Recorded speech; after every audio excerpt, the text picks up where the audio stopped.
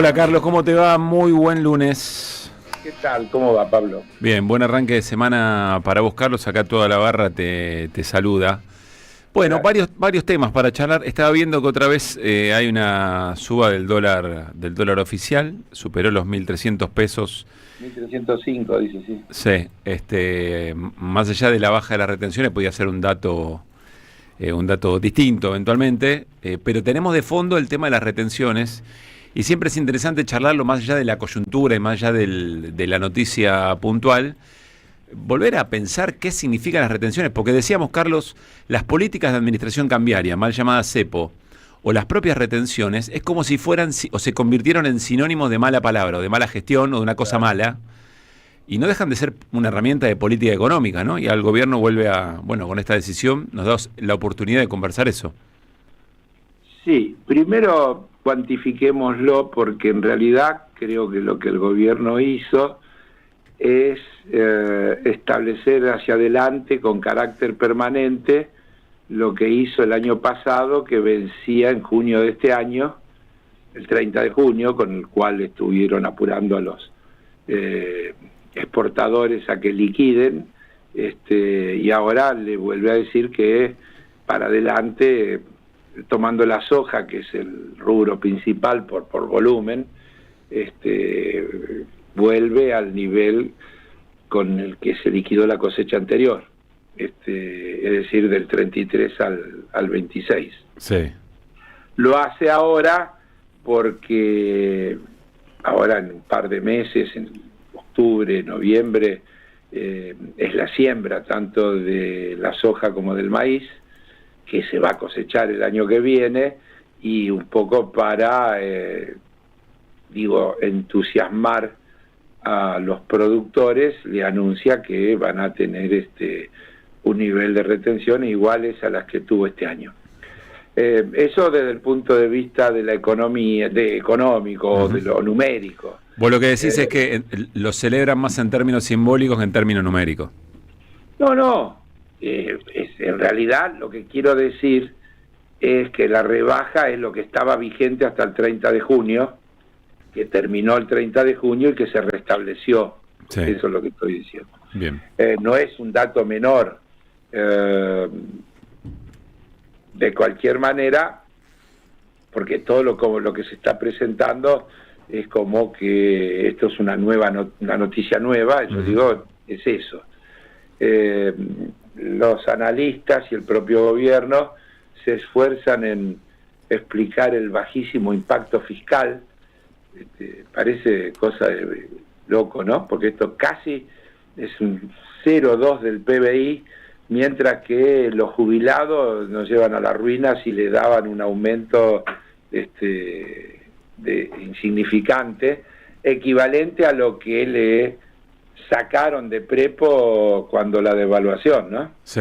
Es decir, tratando de restablecerle el valor anterior a diciembre del 23, que es cuando se produce la devaluación, y que hace que en febrero, que tiene del 24, que tiene una inflación del 20 y pico %, el ajuste a los jubilados es del 12 o algo así, y entonces queda pendiente ese 7 y pico que le hemos restituido por ley, aprobada ya por las dos cámaras, y que el sábado el presidente volvió a reiterar ante el aplauso de la gente que estaba en la rural, de que las va a vetar. Es decir, en vez de pensar por el lado de los ingresos, cómo se mejoran los ingresos para mejorarle la situación a los que menos tienen, se favorece a los que más tienen, y se lo justifica diciendo que no se puede atender a los que menos tienen, digamos, para claro, decirlo en términos reales. Y también por lo que decías antes, es una confesión de que parte del esquema del plan económico era manotearle ese monto que se llevó a la devaluación al sistema previsional. Sí, claro, está claro eso, porque es lo que no están queriendo, porque la ley que aprobamos lo único que hace es devolverle lo que vos decís manotearon, que efectivamente está bien dicho, cuando no le dieron el ajuste por inflación. Después de ahí le vienen ajustando por la inflación del mes anterior. Es decir, en julio te toman mayo, y en agosto te toman junio, y así sucesivamente. Entonces, según si la inflación va para abajo o para arriba, te dicen mejoró el sueldo de los jubilados, etcétera, etcétera, pero que es un fenómeno pasajero y que tiene que ver, insisto, con cómo va si la inflación va siempre para abajo y te ajustan de atrás, lo que te hacen es recomponer lo que no te dieron antes, ¿no? Claro que es así. Carlos, hay un juego dialéctico que yo percibí el otro día cuando Mariano te habla. ¿Qué tal? Buenas tardes. ¿Qué hace, Mariano? Bien, hay un juego dialéctico que yo encontré el otro día cuando habló en La Rural, que es curioso, porque cuando él restituye privilegios a determinado sector de la economía, estamos hablando de los productores agropecuarios, él habla del presente, de lo que significa lo que se debe hacer con la economía y la mar en coche. Ahora, cuando habla de los jubilados o de algunos derechos que se le quitaron a las personas que estaban más desprotegidas, habla del futuro, habla de las generaciones futuras. Entonces es curioso eso, ¿no? Porque para los pobres el futuro es mejor y para los ricos el presente es mejor. Es extraordinario. Mirá, está bien lo que sí, pero además no lo vi en ningún medio, o casi en ningún medio, pero entre las cosas que dijo en todo ese enorme aglomeración de malas palabras, porque en realidad hay que rescatar dentro del paquete de malas palabras. Claro. Dijo que se le estaba restituyendo al campo lo que se le había dado a la industria parasitaria o algo por el estilo. Digo, los industriales tendrían que un poco ponerse en guardia, porque el campo es efectivamente un sector importante de la economía argentina y nadie lo niega, y en definitiva las retenciones están pensadas sobre la base de también cómo impactan los precios internos de los productos. Pensá que cuando le bajás, por ejemplo, las retenciones a la carne, lo más probable es que el precio interno de la carne aumente, porque a un exportador dice, yo prefiero exportar que atender el mercado interno. Claro. Me rinde más. Entonces, las retenciones tienen un efecto, digamos, tributario, pero también tienen un efecto regulador desde el punto de vista de los precios internos. Si vos le sacás retenciones al trigo, va a aumentar el precio del pan casi seguro, porque va a aumentar la harina, y cuando aumente la harina va a aumentar el pan. Digo, para también entender cómo juegan las cosas, porque por ahí el ciudadano porteño o del AMBA mira y dice, esto no es tema mío, y hay que decirle que sí es tema de él, porque las bajas de las retenciones impactan en los precios internos. Claro. Y afectan la rentabilidad de las personas, que se mide en el valor adquisitivo de los salarios, porque juegan con unos números raros que no sé de dónde salen, por los cuales la gente gana más, cuando vos no ves ningún convenio donde los aumentos superen la inflación. Y entonces, ¿y cómo es la magia esa, no? Bueno. Pero juegan con el tema de comparar momentos distintos. Entonces, tomo el primer cuatrimestre del 2025 y lo comparo con el primer cuatrimestre del 2024 y digo que estamos mejor, que creció el producto, que creció todo, pero no digo que el primer cuatrimestre del 2024 fue todo para abajo de una manera escandalosa, de producto de la devaluación que metieron en diciembre y todo el cambio relativo de precio que se produjo en el primer cuatrimestre del año. Sí. Entonces, comparar, decir que mejoramos en relación a el primer cuatrimestre del 2024, no es mentira, pero es una manera, digamos, muy particular de presentar la realidad. En realidad, cuando lo comparás con el horrible año 2023, en el mejor de los casos están empatando. En el mejor de los casos, en algunos rubros, sí, los números dan cómo cerró el 23. Pero esperá, además yo sé que hay datos para cualquier tipo de consumidor sobre el mismo rubro, porque la semana pasada el gobierno mostraba unos datos de consumo que daban para arriba, pero Sentia... Pero daban eso que te digo, comparaban el primer cuatrimestre del 25 con el primer cuatrimestre del 24. Está bien, pero Sentia, en términos de consumo, mostró que había una caída incluso respecto del 24, que es una 0,8 de caída, si no me equivoco, respecto de la caída que ya había sido muy importante. Hay un dato respecto de lo de los precios internos que mencionabas, hoy lo contó Pedro Peretti acá con Tonietti en Siempre Soy, que la gran mayoría de los productores agropecuarios, hablamos de medianos y pequeños en términos de cantidad, alquilan sus campos para la producción y que ese alquiler se paga en quintales de soja.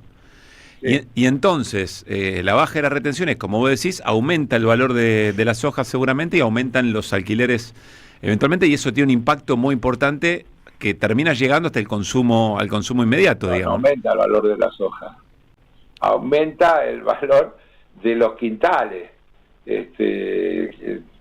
No sé cómo juega eso. No, que aumenta el valor, claro, en función de lo que del costo interno.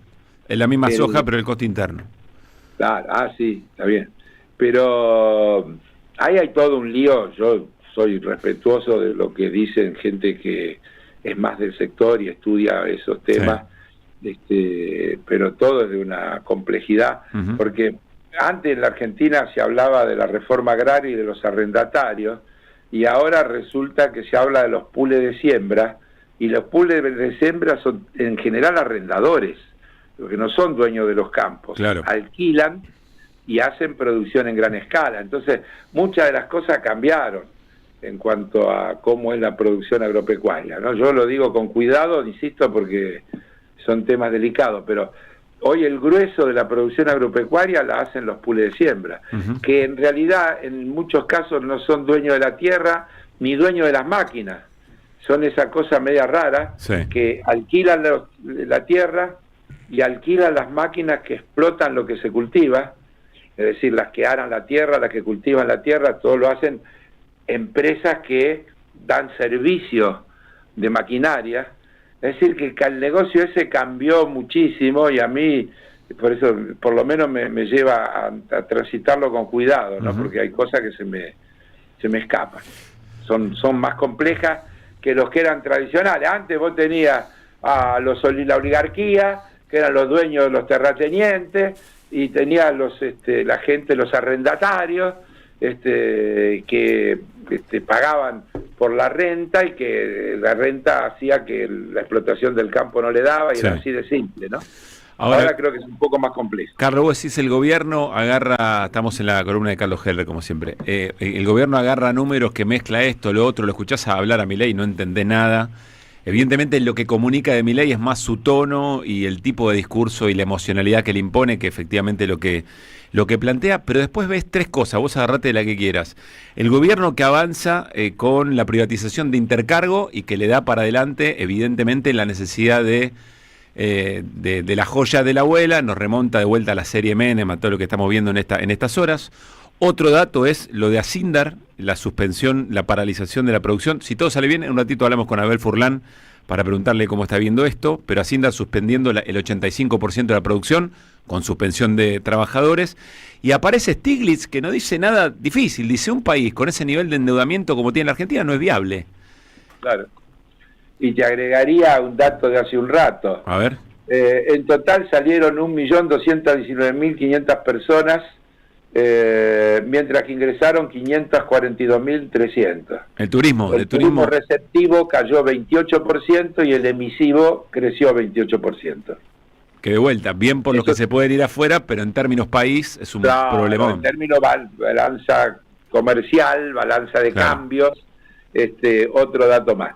Sí, Stiglitz no dijo más que lo que venimos diciendo todo el tiempo, ¿no? Lo dijo Cristina, modestamente, yo lo vengo repitiendo hace bastante tiempo, cuando hablo de las 4M, de la inviabilidad a mediano plazo de este proyecto. Cuando uno dice a mediano plazo, porque acá hay un hecho nuevo, o más destacado, que parece ser la vocación o la decisión política del gobierno norteamericano de apoyar a uno de sus principales aliados. Vos mirás el mapa de América Latina y decís, bueno, sacando a la Argentina, tiene poco en la región, en lo que llaman su patrio trasero, con matices, porque uno puede pensar que no es lo mismo Cuba y Venezuela que Chile y Uruguay, claro. Pero digamos, claramente gobiernos que intentan tener proyectos de desarrollo autónomo,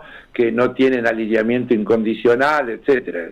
Argentina es campeón del alineamiento, es decir, el presidente no se cansa de decir que su aliado principal es Estados Unidos y luego Israel, y que esos son sus aliados estratégicos en el plano internacional.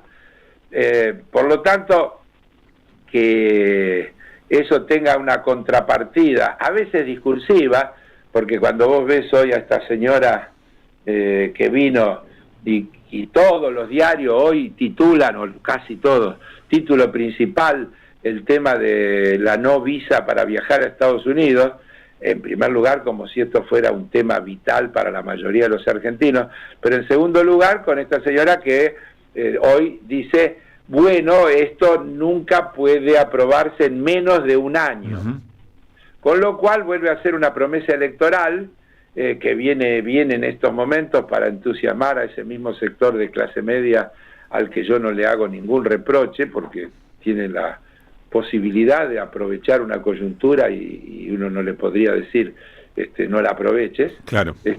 Pero que en términos país marca un camino insostenible. Ya vivimos el DM2, ya todo lo que hoy pasó lo vimos y nunca terminó bien. No veo por qué esta vez puede terminar bien. Vos pensás que cuando comparás la deuda que tiene la Argentina hoy con la que había en la época de Menem, la deuda que había en la época de Menem era irrisoria. Vos pensás que Kirchner, después de la Rúa y de Duhalde, le paga al fondo los 9.000 millones de dólares que le debía a la Argentina. 9.000 millones de dólares. Sí, claro. Ahora ya estamos en 55, 56.000 y ahora nos van a dar otros 2.000 y se siguen sumando. La gente no tiene claro, o a veces no repara, que además eso genera intereses y que el gobierno tiene el objetivo del superávit fiscal, entonces cuando sube la cuenta de intereses es mayor el superávit primario que hay que generar para pagar ese crecimiento de los intereses. Claro. Ya dejando de lado que algún día habría que pensar en cómo se amortiza el capital,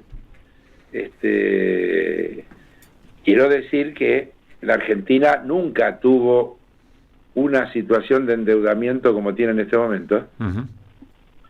Es récord lejísimo. Quiero decir que es récord mundial. Cuando uno mira los países que le deben al Fondo Monetario Internacional, creo que la deuda nuestra es el 30 y pico, cerca del 40% del total del endeudamiento que el mundo tiene con el fondo. ¿Y en términos de proporción del PBI de la Argentina, también es el momento de mayor endeudamiento de la historia? Creo que sí, lejos. Creo que sí, lejos. O sea que cuando entonemos las estrofas de nuestro himno nacional, oír el ruido de rotas cadenas, debería venirse inmediatamente la situación de deuda externa del momento. Bueno, lo escribieron antes de que nos pongan estas cadenas. Por eso son otras, pero digo hoy, ¿qué significan hoy? Significa eso, ese nivel de endeudamiento, digamos. Y claro, y esto, a ver, la ilusión o el plan es que en este ambiente de desregulación que se promete para después de octubre, van a venir la famosa lluvia de inversiones, que hasta ahora es negativa, porque hasta ahora la información oficial creo que da 1.600 millones neto negativo la inversión externa, es decir, la inversión externa neta da negativo, es decir, se va más que lo que entra de capitales. Por otro lado, los tenés a la ANCHAM reclamando la eliminación de todas las restricciones, y lo dicen sin rubor en el primer punto, para permitir la repatriación de utilidades. Sí, claro. Entonces va a aumentar el neto negativo. Así que no sé cómo piensan que esto se va a resolver. Por ahora están ganando tiempo. Creo que el objetivo o el plan es: vamos a desregular todo después de diciembre, cuando ganemos las elecciones y tengamos un nuevo parlamento en el que nos aprueben todas las leyes y no tengamos necesidad de vetarlas, y entonces vamos a desregular el mercado laboral y no va a haber más indemnizaciones, y no va a haber más un montón de cosas que hoy son derechos y que por eso las empresas no emplean, y entonces vamos a desregular todas las otras cuestiones, y entonces va a venir las inversiones en minería y en petróleo y qué sé yo cuánto, que por ahí van a venir, que son generalmente de mano de obra poco intensa, no nula, pero poco intensa, en general no son mano de obra intensiva, y al mismo tiempo sigue abierta la importación y hay atraso cambiario, y entonces se siguen destruyendo empresas, pymes, eso genera desempleados, esos desempleados dejan de consumir y la rueda sigue así. Entonces, se puede dar que vayamos a un país, que es el objetivo cuando hablamos del modelo peruano, donde incluso crezca el Producto Bruto, donde incluso la inflación sea baja y donde la gente esté peor y haya más gente que está sin trabajo, o en situación de empobrecimiento creciente, o pasando privaciones crecientes. Pueden darse las dos cosas, sí, claro, al mismo tiempo. Bueno, Carlos, vamos a ir viendo una semana que va a ser siempre interesante en los juegos de El problema que, sí, viste, hoy salió el viceministro de Economía a decir que Stiglitz es un burro. Sí. El señor que tenemos. También creo que es la primera vez que tenemos un viceministro no nacional, ¿no? Sí, señor, porque es chileno. Es chileno, sí. Sí. Pero no, yo no tengo nada, pero digo, no, creo que lo mencionaste de todas maneras, pero... O sea, tenés algo. O sea, sí, no tenés nada con los chilenos, digamos. No, porque no es habitual que en un país haya ministros que no sean de la nacionalidad local, que no sean locales. Sí. Aunque hay muchos que da lo mismo porque actúan más. ¿Qué iba a decir eso? Bueno, estaba Caballo, que era cordobés, ¿no? No, pará, Mariano. Bueno, terrible, Mariano. Terrible. Yo lo que quiero decir que hay muchos que actúan defendiendo intereses no nacionales, aunque hayan nacido en la Argentina. Sí. Es decir, que lo de nacimiento puede ser un dato menor. Yo lo dije casi como una curiosidad, no tiene ninguna otra lectura. Sí, señor. Porque, qué sé yo, que como uno dice, la selección argentina de fútbol nunca tuvo un técnico no argentino. Sin embargo, si mira uno a Latinoamérica, está llena de técnicos argentinos, así que en otros países es bastante normal que haya técnicos de fútbol no nacionales. Pero, bien, ¿vos te imaginás en la selección argentina con un técnico no argentino? No, sí, no, pero claro, es verdad lo que decís, o sea, hay algunos que... Pero vos fijate que ahora Brasil tiene un técnico no brasilero. Sí, así es. Y debe ser la primera vez también en la historia de Brasil. Debe ser muy difícil para Brasil, o para la idiosincrasia futbolera brasileña, aceptar eso, ¿no? Y Uruguay tiene un técnico no uruguayo. Sí, eso fue, hubo pasarela, ha tenido, ¿no? Uruguay es más, sí, claro, como que Argentina y Uruguay es medio muy mezclado también. Uy, hoy están a full, Mariano y Gene están a pleno. ¿Por qué? No, entre los cordobeses de Mariano que son extranjeros. No, al revés. Y vos con los chilenos y los argentinos. Los uruguayos. Bueno, yo dije lo contrario. Bueno, alguna vez Boca tuvo a Dino Sani, ¿no? Como entrenador. Sí, no, en clubes ha habido más de entrenadores no argentinos, en clubes ha habido. Miles. El team en San Lorenzo. Perdón, hubo y mucho entrenador argentino en selecciones extranjeras también. Hay sobre mucho todo entrenador argentino en selecciones de América Latina. Sí, señor. El Green en River. Sí. Claro. Pero en América Latina creo que hay más entrenadores argentinos que nacionales de los países. Creo que la mayoría de los países de América Latina tienen entrenadores creo que son argentinos. 7 de 10 los que disputan las eliminatorias. Por eso, 7 de 10, una cosa así, sí. De bueno, los que disputan Copa Libertadores, ¿no? No, los que disputan eliminatorias. Eliminatorias, selecciones. De los que disputan eliminatoria, bueno. Sí.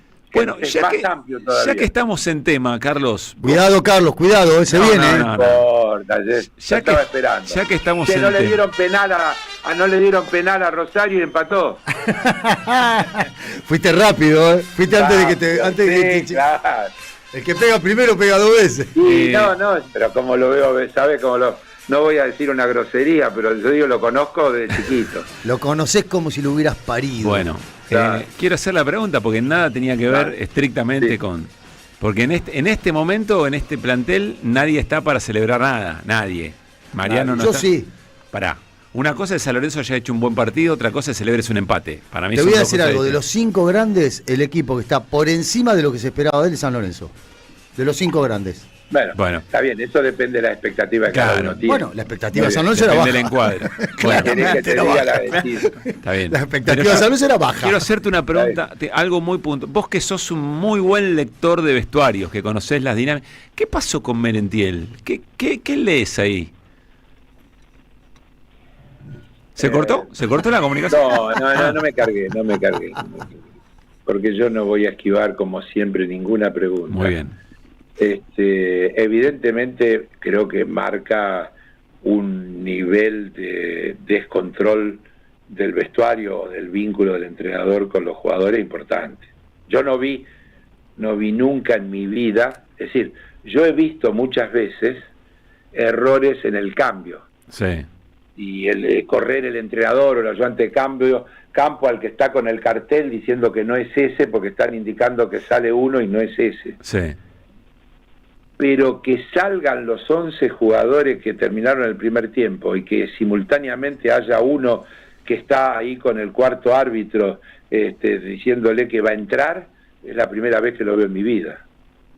Vos sabés que Por lo tanto, sí. digo que es una situación que marca como mínimo algún nivel, porque Y lo que viene después, ¿no?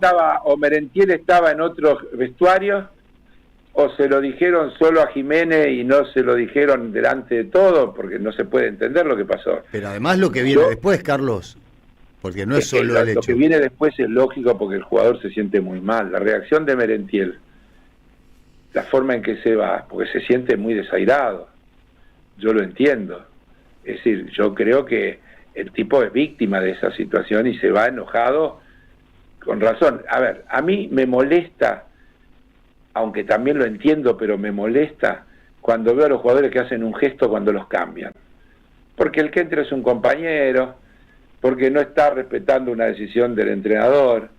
Y entonces, si bien entiendo que le moleste, a mí me molesta el gesto. Lo digo francamente. Pero en este caso no se trata de eso.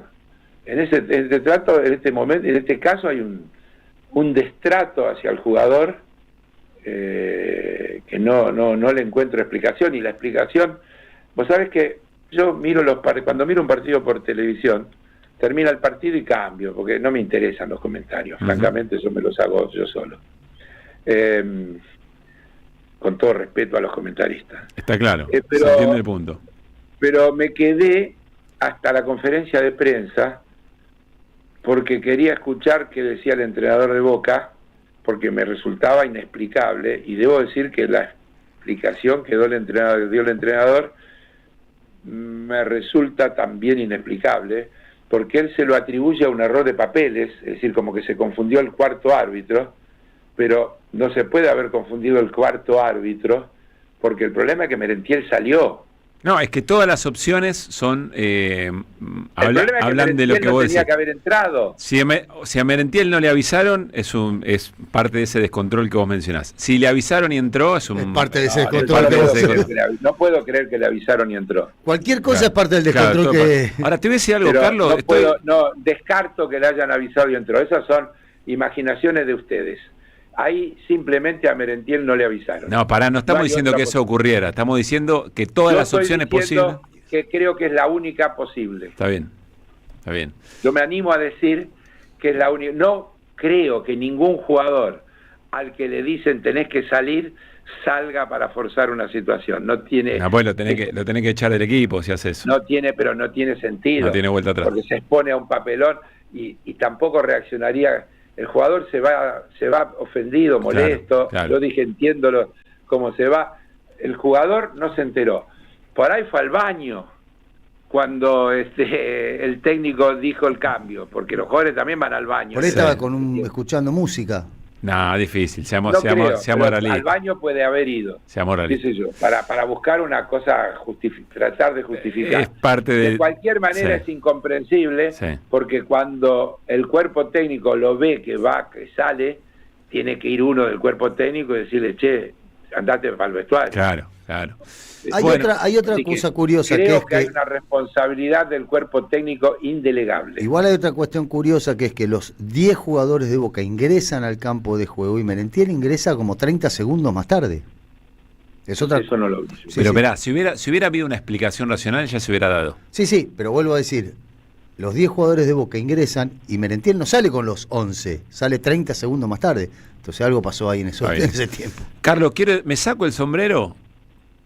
No solo que no la tiraste a la tribuna, te pusiste la cinta de capitán y dijiste descontrol en el vestuario. No puede ser de otra manera. A ver, puede ser una cosa que se les escapó y yo no le estoy poniendo la lápida a nadie, pero no es una cosa que pueda tener otra responsabilidad que la del propio cuerpo técnico. Sí.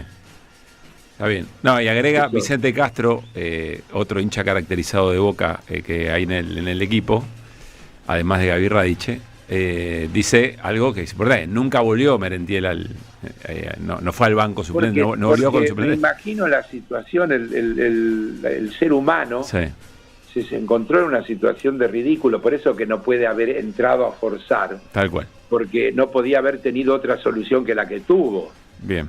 Porque el otro estaba del otro lado, que además tampoco sabía qué hacer, porque vos viste que hay un momento que el que está con el tablero en la mano mira porque no sabe cuál es el número con el que tiene que cambiar, porque lo ve a Merentiel en la cancha. Es una situación incómoda para todos. Bueno, vos pensás que Merentiel y Jiménez después comparten en la concentración, comen juntos. Pero Jiménez, ¿qué inconveniente va a tener? Debe ser incómodo para él también. Pero ponete en el momento. Sí. Ponete en el momento. Por eso digo, no puede haber otra cosa que un error de lo que sea. Vuelvo a repetir. Merentiel fue al baño y no lo vieron que fue al baño y lo dijeron y no se dieron cuenta. Escúchame, Carlos, quiero decir una cosa. No es que le estaba preguntando a Carlos solamente por ser hincha de Boca. Le estaba preguntando porque fue directivo muy importante y conoce las dinámicas y los vestuarios. Sí. Pero además es hincha de Boca. Además es hincha de Boca. Sí, pero conozco el clima de los vestuarios, lo he vivido muy de cerca, conozco el clima de las concentraciones, conozco el clima porque hasta te diría de las charlas técnicas, porque yo he tenido bastante participación íntima y prudente en la relación con los entrenadores, con la mayoría de los entrenadores. Bien. Alguna vez yo cuando estaba en Olé hice una tapa cuando lo dirigía el Bambino Veira, que decía Boca es un cabaret. ¿Vos hiciste esa tapa? Sí, yo la hice. ¿Me estás jodiendo? Sí, yo la hice esa tapa. ¿Vos hiciste esa tapa? Sí, claro, trabajaba en Olé. Era el director de... Pero no sabía que vos eras el responsable de esa frase. Otras tapas que no hoy es más difícil, en ese momento no estaba tan... La pelota no dobla mía también. Esa es una frase de La Torre, ¿no? De La Torre, sí. De Diego La Torre anterior a vos la pusiste en tapa, pero una frase de La Torre. Nosotros lo que hicimos fue desnudamos a jugadores de Boca con Photoshop y le hicimos como una escena de Full Monty. Está bien, también, pero la frase, ahora me acuerdo. La frase es una frase de Diego La Torre. La frase de La Torre. Pero el valor es tomar esa frase y ponerla, no, ponerla en primer lugar. ¿Sabes qué me sorprende, Carlos? Que nuestro productor es hincha de River y se acuerda del momento. Dice que La Torre salía en el auto y lo dijo. Exactamente. Sí. Pero que se le acuerde el hincha de Boca, pero que se acuerde el hincha de River. ¿Sabes qué? Porque cuando vino el productor es un buen productor y un buen periodista, se acuerda de cómo son las cosas. Cuando vino el chico que estaba haciendo Boca y me hace una minuta de lo que había, le digo, pero la frase es esta, hermano, Boca es un cabaret. Claro. Y ahí empezamos a ver cómo poner, cómo ejemplificar esa situación. Nos tenemos que ir, pero ¿qué le querés preguntar a Carlos entonces? No, si Boca es un cabaret. No, yo no, a ver, yo ya dije con toda la franqueza que se puede decir, como si estuviéramos hablando... Tenés razón, para mí te están tirando de la cuerda un montón. Para mí dijiste, es un descontrol, y eso es una frase muy fuerte viniendo de quien viene, en el mundo Boca. Para mí que te preguntes si es un cabaret es una falta de respeto, Carlos. Te lo digo yo. Me parece que te están... Yo te voy a decir lo que yo creo. Yo no puedo, yo dije que ese hecho, ya dije lo que pienso, y yo de ese hecho no puedo sacar una conclusión. Bien. Perfecto. Porque eso requiere un conocimiento más amplio de cuál es la situación interna. Yo he vivido situaciones cuando vos ves que los jugadores dejan de confiar en el entrenador, y entonces el entrenador es fusible para recrear una situación. Y ese clima se vive cuando uno convive. Yo coincido con le pregunté a Mariano. Directivo, yo iba a la concentración siempre y almorzaba y cenaba con el cuerpo técnico y el plantel, siempre, toda la vida. Así que convivía ese clima. Podría ser un libro de anécdota también, pero no vale la pena. Es cuestión de sentarnos y escribirlo, Carlos. Un billete. Gracias, Carlos, como siempre. Un abrazo grande. Chao, Carlos Heller. Nos llevó un montón de tiempo, es uno de los temas que están ahí explotando. Pero fuera de joda, no es un programa deportivo, ni mucho menos. Sí, nos encanta el fútbol, lo que transmite y los puntos de contacto. Pero en este momento, la mirada de Heller respecto de qué ve en una escena, para mí es re valiosa. Totalmente. Bueno, 5 de la tarde, 8...